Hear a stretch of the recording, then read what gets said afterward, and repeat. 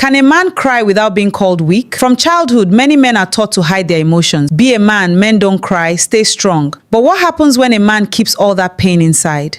In this episode of Real Talk with Yudee, we are having an honest and emotional conversation about men, vulnerability, relationships, marriage, heartbreak, pressure, and the expectations societies on men.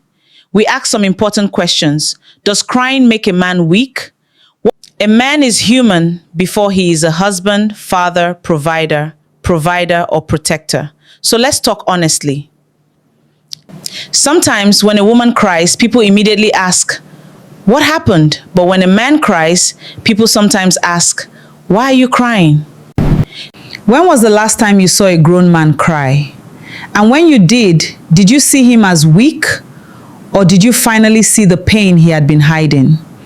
Why are men told not to cry? Many boys grow up hearing things like, men don't cry, be a man, stop behaving like a woman, you have to be strong. Teaching boys resilience is positive, but teaching them that every expression is weakness is harmful. A man can be strong and still experience sadness, grief, disappointment, fear, or heartbreak. What actually happens when a man keeps everything inside? If sometimes emotions don't disappear simply because they are hidden, they may come out through anger. If a man cannot cry, where does his pain go? Sometimes emotions don't disappear simply because they are hidden.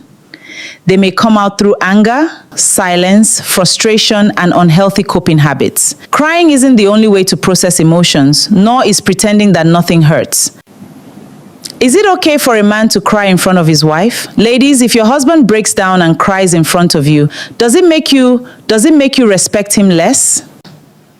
A marriage should ideally be a place where both partners can say, I'm hurting, without immediately being mocked, dismissed, or judged.